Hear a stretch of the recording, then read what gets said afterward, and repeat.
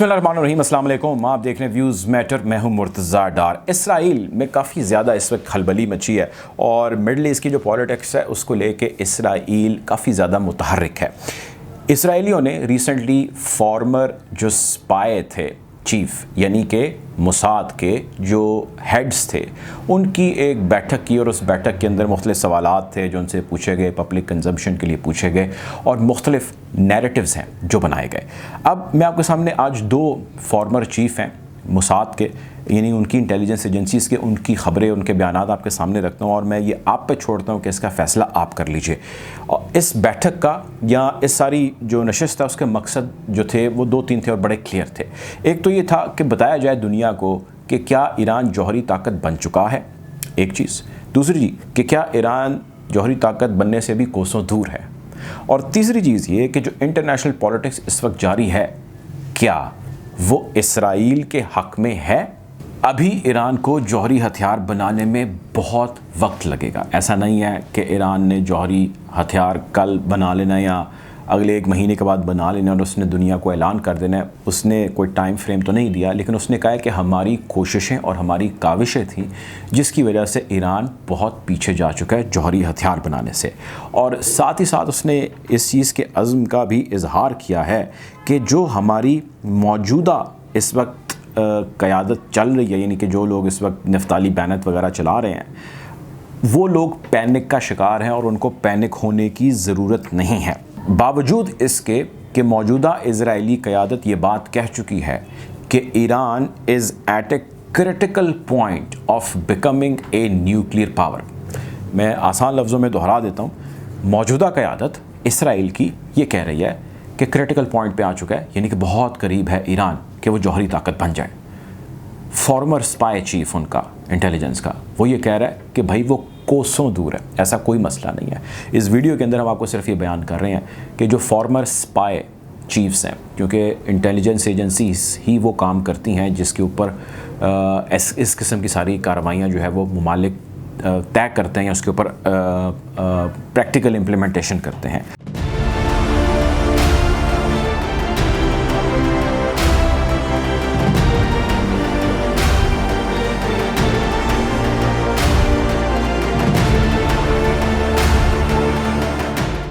अच्छा, अब अगली चीज़ ये कि इसके ऊपर काउंटर आर्गूमेंट्स आए या जो सवालात आए यूसी कोहन से, लोगों ने पूछे उस वक्त वहाँ जो बैठे पार्टिसिपेंट थे इस कॉन्फ्रेंस के, उन्होंने कहा कि भाई अगर ईरान इससे कोसों दूर है तो आपने ये नैरेटिव बनाया कि जी वो जौहरी हथियार बना रहा है और इस वजह से आपने पूरे मिडल ईस्ट को टेंशन्स के अंदर रखा। आपने ईरान के ऊपर तो मल्टीपल अटैक्स किए, लेकिन आपने और बहुत सारे ममालिक हैं जिनको इफ़ेक्ट किया, जिसके जवाब में उसने कहा कि ऐसी कार्रवाइयाँ करना ज़रूरी होता। अगर हम ये ना करते तो शायद आज ईरान को कोसों दूर ना रख पाते जौहरी हथियार से।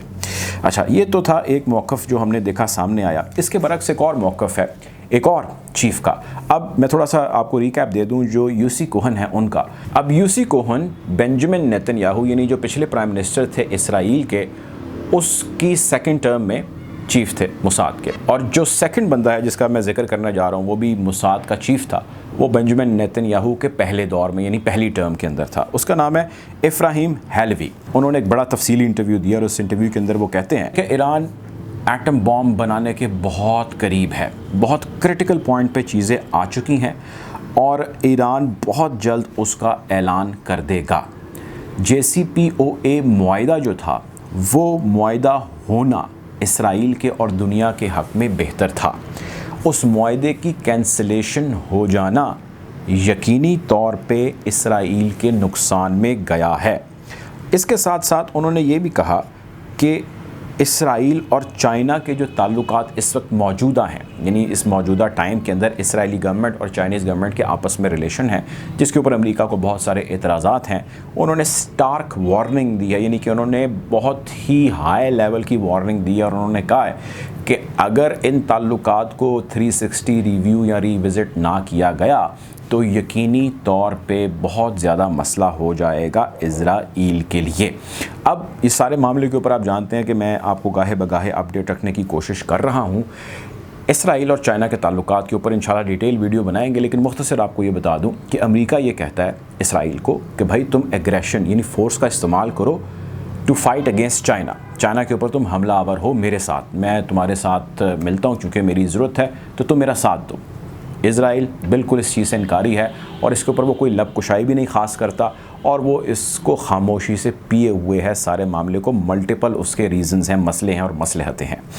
और इस साहब ने वार्निंग ये दी है जो फॉर्मर स्पाई चीफ है मोसाद का, कि ये बढ़ते हुए इज़राइल और चाइना के ताल्लुकात ख़ित्ते और ख़ुसूसन इसराइल के लिए इंतहाई ख़तरनाक हैं। वार्निंग है उसकी। दूसरी जानिब ये है कि इसराइल उससे कहते हैं कि अच्छा भाई अगर मैं ऐसे करता हूँ तो अमेरिका भाई तुम ऐसा करो कि तुम साथ दो मेरा और तुम साथ दो टू फाइट अगेंस्ट ईरान। इस चीज़ या इस मामले के ऊपर भी इसराइल और अमेरिका के दरमियान खासी जो है वो फ्रिक्शन है, खासी मसले जो है वो पाए जाते हैं और दोनों काफ़ी कंसर्न्ड हैं। लेकिन एक बात तय है कि इसराइल के अंदर ये नैरेटिव बहुत ज़्यादा स्ट्रांगली बिल्ड किया जा रहा है कि इस वक्त JCPOA के रिवाइवल के ऊपर जो दोबारा टॉक्स होने जा रही हैं वियना के अंदर, इन टॉक्स को किसी तरह ज़ायल किया जाए, ईरान को इस मुआहदे में ना लाया जाए, क्योंकि अगर ईरान इस मुआहदे में आ जाता है तो ईरान यकीनी तौर पे अपनी बिज़नेस एक्टिविटीज़ को रिवाइव कर सकेगा, अपने बैंक अकाउंट्स को रिवाइव कर सकेगा और वहाँ पे पैसे की भी रेल पेल होगी और वो तगड़ा होगा, तंदुरुस्त होगा और उसके साथ साथ वो अपने जौहरी प्रोग्राम पर भी काम जारी रखेगा उतना जितना उसकी लिमिट से बढ़कर है। ये कंसर्न या ये फ़िक्र है इसराइल की, जबकि अमेरिका का ख्याल ये है कि वो ऐसा नहीं करेगा, हमारी बात मानेगा और कुछ अरसे के लिए हम उसको स्टॉप कर देंगे, होल्ड कर देंगे और हम फोकस कर पाएंगे चाइना के ऊपर। हम कोशिश करेंगे कि इस खित्ते की बदली सूरत हाल के हवाले से आपको अपडेट रखें। अपना ख्याल रखें, दुआ में याद रखें। अल्लाह हाफ़िज़।